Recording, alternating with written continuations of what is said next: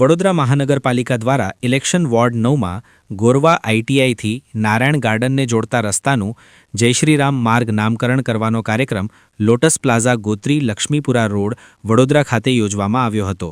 Ward 9ના corporator Shrirang આયરે જુલાઈ 2024માં મ્યુનિસિપ કમિશનરને રજૂઆત કરી હતી કે અયોધ્યામાં ભગવાન રામની મૂર્તિ બિરાજમાન થઈ તેવી રીતે ગોરવા આઈટીઆઈથી સપના વાવેતરથી નારાયણ ગાર્ડનવાળા રોડનું નામ જય શ્રી રામ માર્ગ કરો, જેને સભામાં મંજૂરી અપાઈ હતી. ત્યારે આજ રોજ વડોદરા શહેરના પશ્ચિમ વિસ્તારના વડોદરા મહાનગરપાલિકા દ્વારા ઇલેક્શન વોર્ડ 9માં ગોરવા આઈટીઆઈથી સૂર્યા સોસાયટી થઈ સપનાના વાવેતરથી નારાયણ ગાર્ડનને જોડતા રસ્તાનું જય શ્રી રામ માર્ગ નામકરણ કરવાનો કાર્યક્રમમાં lotus plaza Gotri Laxmipura road Vadodara ખાતે યોજવામાં આવ્યો હતો. સૌપ્રથમ શ્રીરામની પ્રતિમાને પુષ્પાંજલિ અર્પિત કરી દીપ પ્રાગટ્ય કરી તખ્તીનું અનાવરણ કરવામાં આવ્યું હતું, જેમાં વડોદરાના મેયર પિંકીબેન સોની, ડેપ્યુટી મેયર ચિરાગ બારોટ, સ્થાયી સમિતિના ચેરમેન ડોક્ટર શીતલ મિસ્ત્રી, સયાજીગંજના ધારાસભ્ય કેયુર રોકડિયા, શહેર ભાજપના કારોબારી સભ્ય અને પૂર્વ કાઉન્સિલર રાજેશ આયરે, વોર્ડ નંબર 9ના યુવા કાઉન્સિલર શ્રીરંગ રાજેશ આયરે,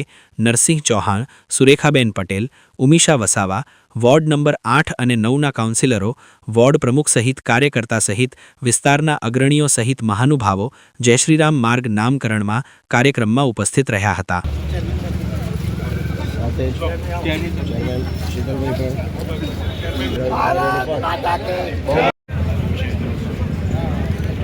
जय श्री राम, जय श्री राम, जय श्री राम.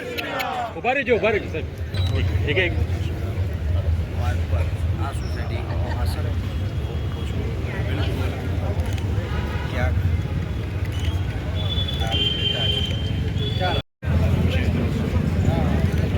जय श्री राम, जय श्री राम, जय श्री राम.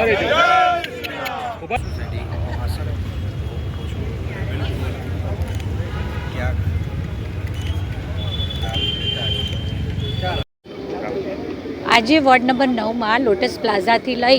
અને આઈટીઆઈ 5 રસ્તાને જોડતા મુખ્ય માર્ગનું નામ શ્રી રામ ભગવાનના નામથી શ્રી રામચંદ્ર માર્ગનું નામકરણ કરવામાં આવ્યું છે. આપણે સૌ જાણીએ છીએ તેમ આદરણીય વડાપ્રધાન શ્રી નરેન્દ્રભાઈ મોદીજીએ 550 વર્ષની પ્રતીક્ષા બાદ 550 વર્ષની લાંબી પ્રતીક્ષા બાદ ભગવાન શ્રી રામના મંદિરનું ત્યાં લોકાર્પણ કર્યું. આજે એ દિવસને આજે 2 વર્ષ થાય છે, એટલે ખરા અર્થમાં ભગવાન શ્રી રામને અને એમના રામ મંદિરના લોકાર્પણને પણ યાદ કરવાનો અવસર હતો. તો સાથે સાથે વડોદરા મહાનગરપાલિકામાં મારા સૌ સાથી સભાસદશ્રીઓ દ્વારા પોતપોતાના મત વિસ્તારના માર્ગોના નામકરણ આપણી ભારતીય સંસ્કૃતિ હોય, આપણા સાંસ્કૃતિક વારસા હોય કે કોઈક ને કોઈક આપણા જે શહીદો હોય કે જેણે સમાજ માટે કંઈ ઉત્તમ અનુપમ યોગદાન કર્યું હોય એવા લોકો માટેની સૂચનો કરવામાં આવતા હોય છે. ત્યારે આ વિસ્તારના વોર્ડ નંબર 9ના મારા સાથી સભાસદ શ્રી શ્રીરંગભાઈ આયરે દ્વારા આ વિસ્તારને ભગવાન શ્રી રામના નામે શ્રી રામ માર્ગ નામકરણ કરવાનું સૂચન આવેલ હતું.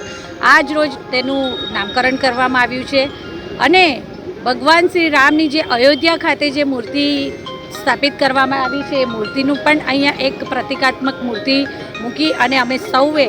ભગવાન શ્રી રામના આશીર્વાદ લઈ અને આ માર્ગનું નામકરણનો આજનો કાર્યક્રમ કર્યો. વડોદરાને સમગ્ર ભારત વર્ષના તમામ લોકોને આજના દિવસે હું ખૂબ ખૂબ શુભેચ્છા પાઠવું છું કે જે શ્રી રામ મંદિરને 550 વર્ષ સુધી રાહ જોયા બાદ માનનીય પ્રધાનમંત્રીના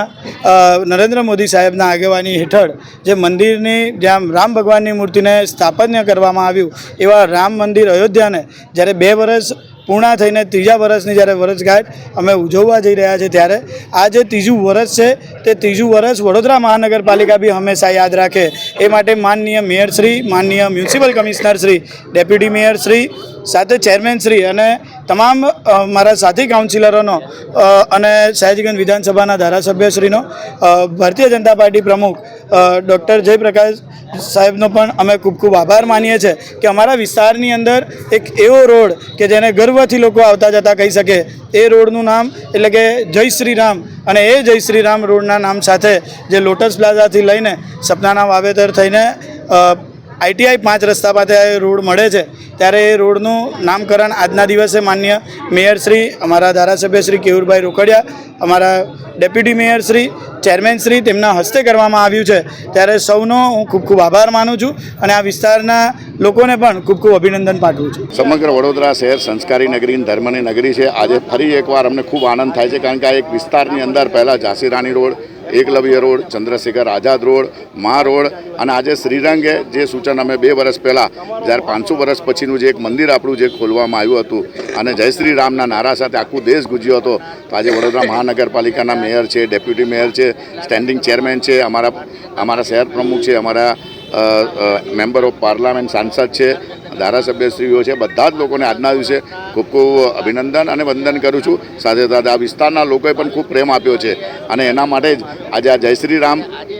શ્રી રામ આજે 2 વર્ષ એમને પૂર્ણ થાય છે. 2 વર્ષ પહેલાં એક દરખાસ્ત હતી, ફક્ત 24 કલાકની અંદર કોર્પોરેશન દ્વારા આ દરખાસ્ત મંજૂર કરીને આજે નામ મૂકવામાં આવ્યું છે. આવી જ રીતના અમારો ક્ષત્રિય વિસ્તાર છે જે દશામા મંદિરથી સીધો લક્ષ્મીપુરા સ્મશાન જાય છે, જ્યાં અમારા દરબાર અને ક્ષત્રિયોની વસ્તી છે. ત્યાં પણ એક મહારાણી પદ્માવતી નામ પણ આપ્યું છે, એ પણ ટૂંક સમયમાં એનું પણ આ જ રીતના થશે. સર્કલો પણ અમે ડિમાન્ડ કરેલી છે, ત્યાં સર્કલ સ્વામી વિવેકાનંદ સર્કલ બને, જય શ્રી રામ સર્કલ બને, આવી રીતના મહારાણી ક્ષત્રિય છે એવા ચોક બને. તો બધા જ જેને દેશ માટે, જેને સમાજ માટે કામ કર્યું હોય અને જેના આશીર્વાદ છે એવા જય શ્રી રામના જે રોડનું જે નામ થયું છે, કારણ કે આજના દિવસે 500 વર્ષ જૂનું મંદિર આપણે જ્યારે ખોલવામાં આવ્યું તો ખૂબ ખૂબ વંદન કરીએ છીએ અને સૌ લોકોને અભિનંદન પાઠવીએ છીએ. જય શ્રી રામ.